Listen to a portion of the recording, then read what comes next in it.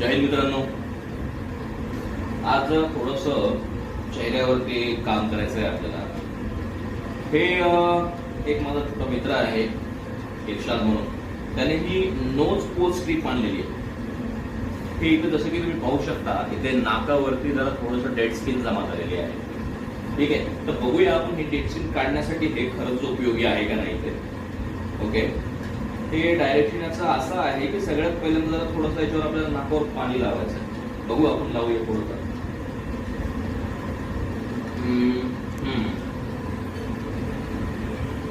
Okay, हे साईडला पण लावायचं इकडून. ओके, हे अशा प्रकारे पाणी लागलेलं आहे मित्रांनो. हे ऑलरेडी तोडून ठेवलं होतं हे.